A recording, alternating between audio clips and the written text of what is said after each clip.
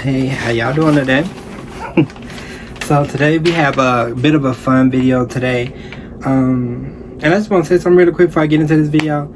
I had a friend that kind of critiqued me one time, and she was just like, yeah, you make a lot of videos about gay people and gay stuff. And I was just like, I do. I'm not the intern. I mean, she looked at me like, what's wrong with that? Nothing at all. Nothing's wrong with it. I didn't know I did it that much where it was like something that you could to critique like that or make it like I'm a one-trick pony or something like that. But let's get into this video. Today we're going to be talking about the different type of homophobes that I have encountered in my life.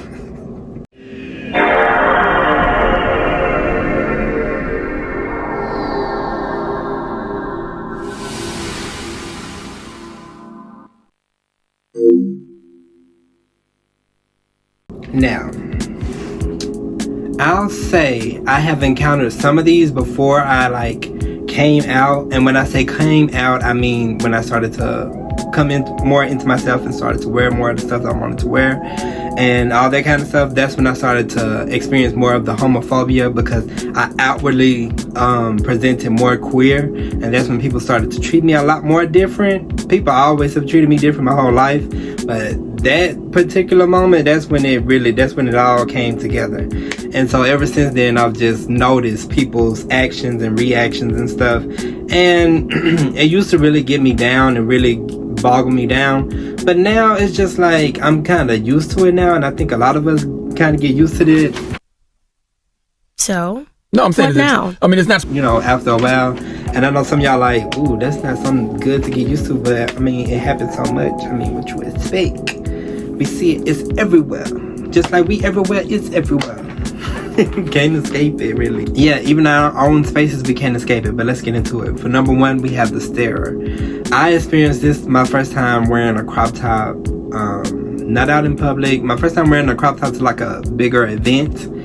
There was this older black lady just staring at me, and so I'm a little sassy, y'all. So sometimes I get a little like, what is you looking at? Like I wouldn't physically say this to this lady, but I just stared back at her, and I just like, and then of course she started mouthing off at the mouth when she saw me have my little reaction at her staring at me. But ever since then, I've just noticed, like, especially when I present more queer people, they just stare. I don't know if it's admiration. I don't know if it's hate. Most of the time it's hate, especially where I'm from and where I live, this area. But yeah, we have the Stair. They will stare you down. They will stare you down. And sometimes I embrace the stares. I kind of like it. I feel like a celebrity. And so it makes me want to present more queer more often sometimes than not. More times than not sometimes. Just because I just feel famous. I feel important when y'all stare at me. Even though y'all probably hate my guts, or probably think that you hate my guts because I'm queer and you don't like queer people. I digress. Let's get into number two. Number two, now this one is one I didn't experience until I got more into my spiritual bag, more into the spiritual community, and just, you know, TikTok, all that kind of stuff. And I thought spirituality was that community that would be more accepting of a wider range of people. Especially for some, and not to say that I was looking for something to take the place of religion or something like that, but I thought that spirituality, the community, was a lot more accepting and a lot more understanding and empathetic. And that could be way different from the case, especially with some spiritual people. Some spiritual people, they do it for the look of spirituality. They do it for the aesthetic of spirituality. They're not actually in tune with themselves. They're not actually working on themselves. Or maybe they did a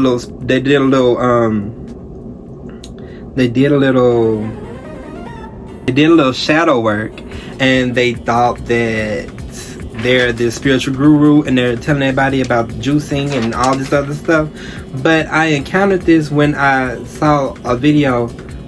More recently I saw a video about this guy talking about two-spirit and how a lot of queer people are spiritual and like we're two-spirited and all this, that, the other. But you will find a lot of chosen ones, a lot of highly in tune spiritual people are part of the LGBTQ and queer community.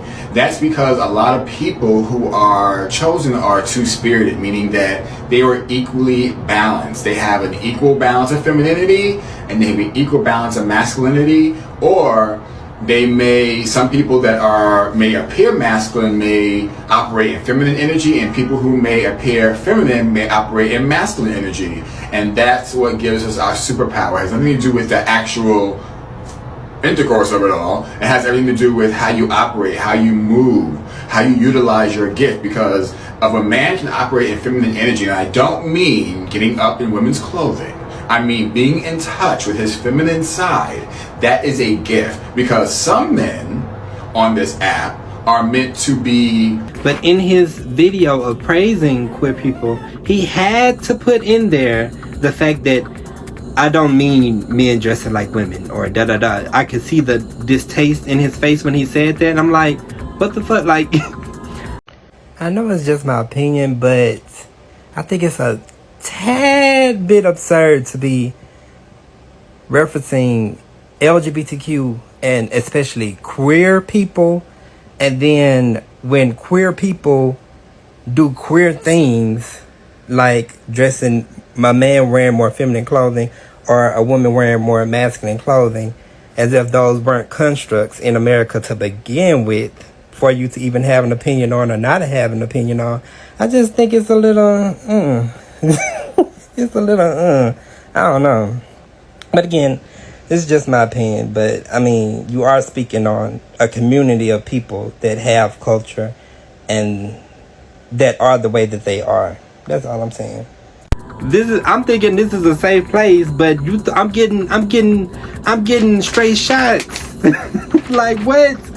But more so, and I think the spiritual homophobes to go hand in hand with the natural, I call it natural selection homophobes, where they're like, we were put on this earth to reproduce, and that's all we're here for. So if you're doing anything other than that, or trying your best to do that, or get to that point where you can do that through marriage, but I wouldn't even say through marriage, because that's more of a Christianity standpoint, but doing everything you can to reproduce and all this and that, then you're wrong, and you just don't accept that because that's what you feel spirit or whatever the universe ain't create us to be.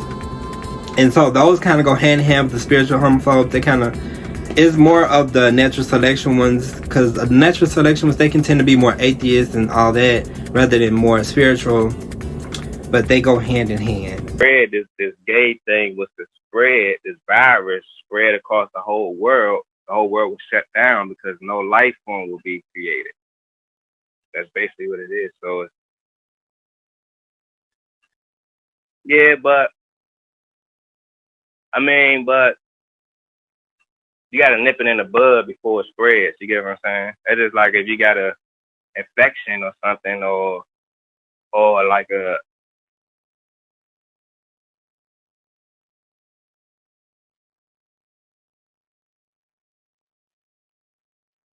it's just like if you kill coronavirus today, it's still a coronavirus. You know what I'm saying? But we gotta. But I'm gonna insert them clips of that video and stuff so y'all can see. And I also had a rebuttal for him, and he, of course, he was like, "It's just my opinion, it's just my blah, blah, blah," whatever the freak he said. Number 3, we have, "I love you, but not your lifestyle." These people, you're homophobic. Whether you don't like the word or whatever, that's the word that describes you. If you don't like the lifestyle, you don't like the person. And I never really get what people meant when they said lifestyle. As well, I'll say my parents, for example, they said lifestyle in the place of saying gay. I love you, but I don't like the fact that you're gay. Or I don't like the fact that you're queer or queer presenting. They don't want to say that because that sounds bad, but that's the actual truth. And I think these people should be more realistic with themselves and know that being homophobic is, it's a bad thing in 2024, but let's be real, if you're not doing the active work to try to do better, that's what you are. So I'm gonna just leave that at that and not get too much into that, because that can go off, because we got a lot of people on this list, because there's a lot of homophobes out here in the world. And also know that a lot of these can go hand in hand with each other, or people can show different one of these at different times. So that's the whole fun of it all. That's the whole fun of being a homophobe, you know. For number 4, we have the extremely uncomfortable. These people, whenever there are gay people on TV, or whenever you see gay people in public, or drag queens, or trans people, you know, I say homophobic when it comes to trans people, but I mean transphobic as well. But this video is more so pertaining to the homophobic, because that's more what I can relate to. They will show great disdain, great distaste, great disgust on their faces. You will see their body literally cringe up, and they like get so uncomfortable, extremely uncomfortable watching it.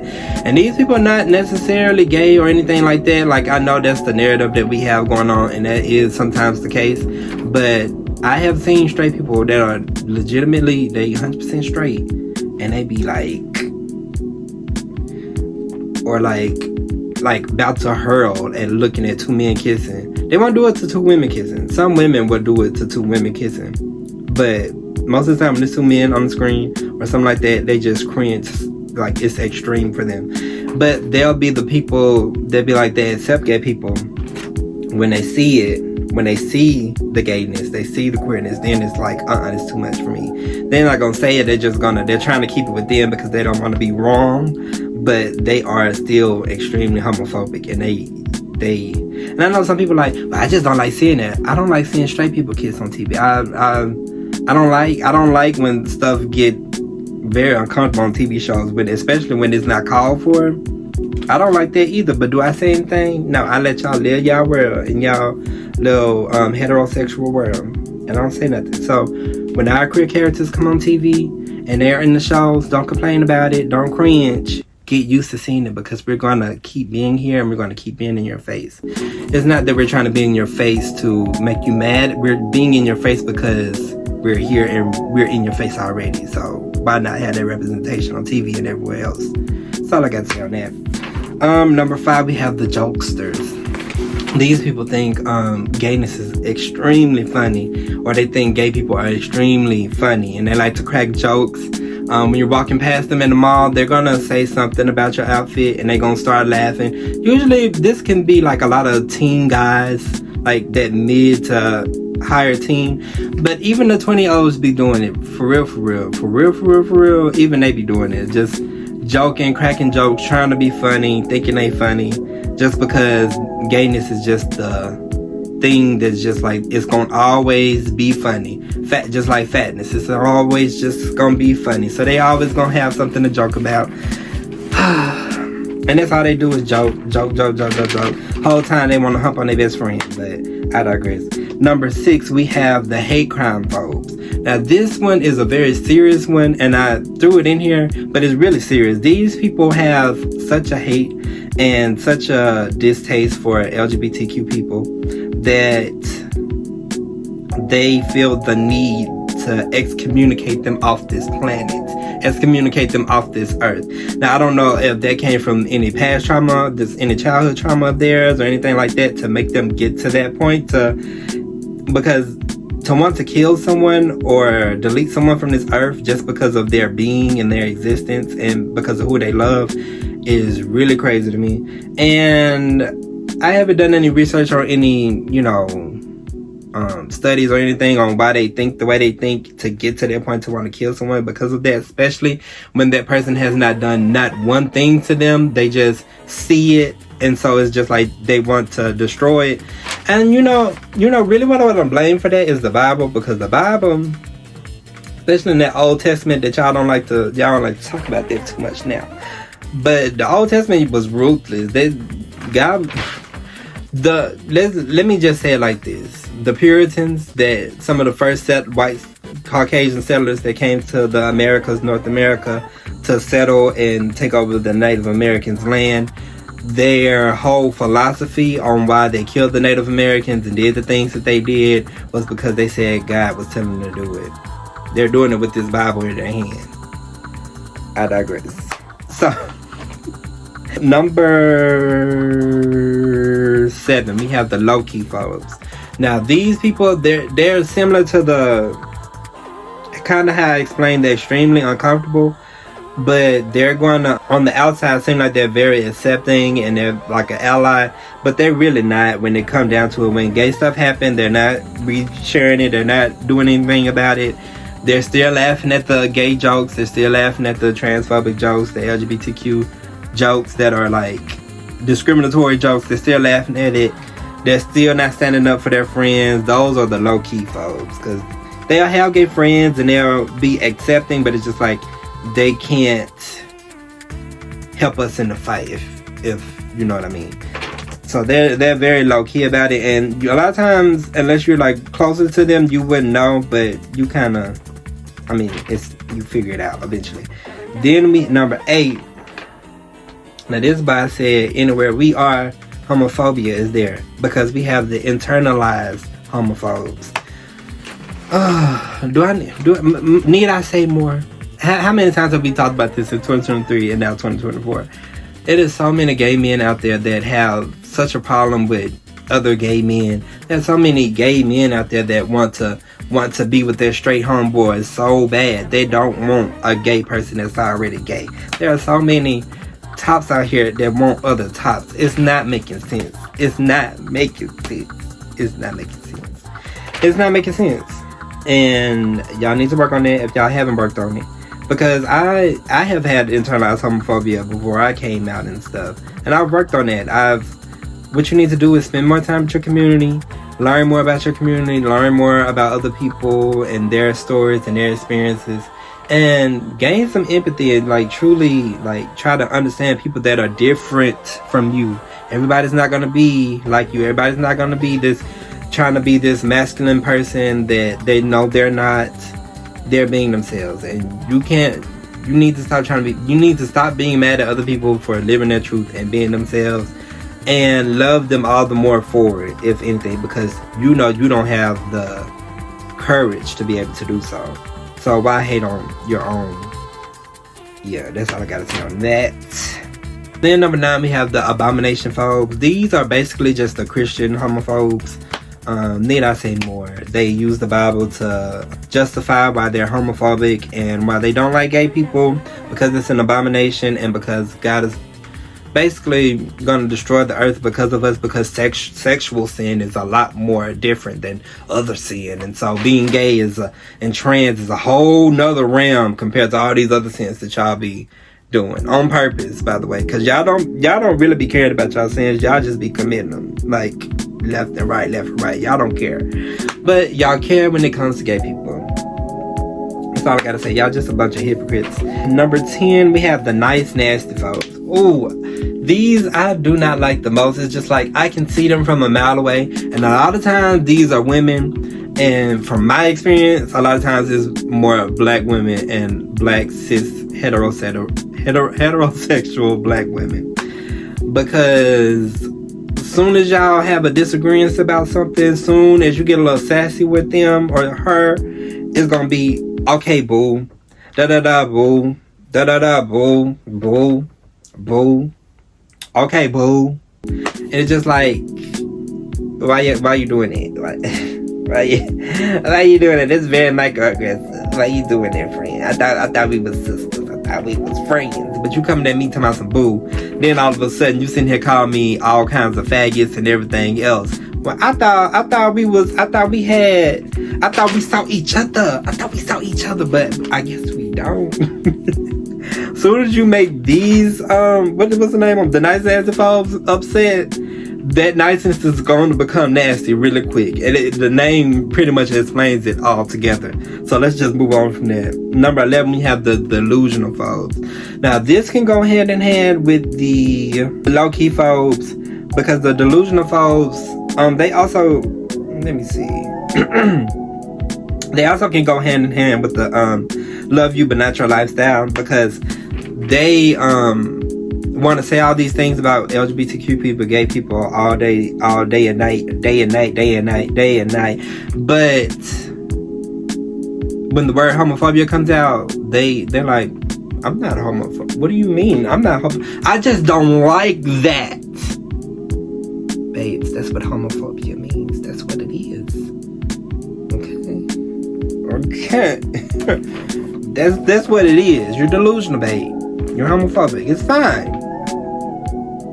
It's fine. Just claim your title. You want to do the action but don't want the title. A lot of people want to do the action but don't want the title. You're homophobic. It's fine. We're not gonna hate you like you hate us. We're very loving people, but y'all fail to realize that. Number 12, we have the microaggressive foes, and like I said, this kind of goes hand in hand with a lot of them. But the microaggressive foes, these are the ones, they like to ask a lot of questions. A lot of inappropriate questions. Let me clarify. They like to ask a lot of inappropriate questions upon just meeting you and all this and that. And they can be very invasive to your personal things, and they feel like they are justified in being able to ask you when, if you was to ask them certain stuff like that, they like, oh hell no, why would you ask me something like that? What you mean? I just met you. But they feel like they're justified to be able to ask us because, of course, they're more of the times the oppressor, so they're looking at us, looking down on us like, oh, but what's that about? And they just do, apart from that, they just do stuff. They can be the Stair sometimes. They can be they're always saying the wrong thing. Just like, no, you being microaggressive, like, I know what this is. Don't smirk that. Number 13, and this is quite another important one, is the job discriminatory and the opportunity foe. These people, I have personally felt like, I can feel like this and not know and not have clear-cut evidence, but I feel like I have been discriminated against because of and another thing on the microaggressive foes, they like to disrespect you in your face, and they like to do it in a low-key way, but they're always trying it. The microaggressive ones are always going to try it. They're always trying it. Yeah, I feel like I've missed out on opportunities. I feel like I haven't gotten certain jobs, not only because I'm a black male, but because I am more queer presenting. And when people know that, they discriminate. And even apart from me, I know this from a lot of my trans friends. Well, not trans friends. I don't have a lot of trans friends.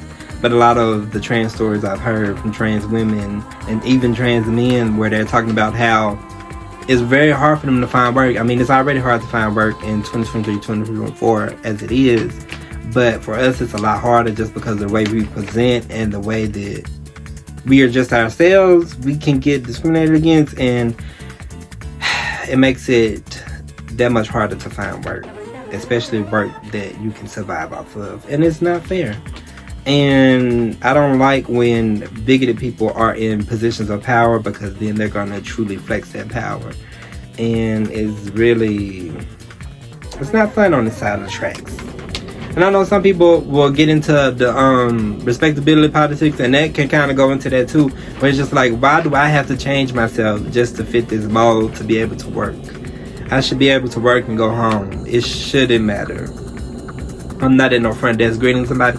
And even if I was, that shouldn't matter either. Just, see how that one just took all the energy out of me that I've had? So, and then for number 14, this is the last one, we have the using foes. This is this is a very niche one. And this can go very hand in hand with the gay best friend girlies and boys, because they out there. They just want to use you for information. They want to know who's gay. They probably want some of your personality, some of your sass, some of your, whatever. They want some of your juice. And they're just using you at the end of the day. Using you for your personality, using you for your proximity, to seem cool, all those things. So number 14 is the using foe. They don't even really like gay people.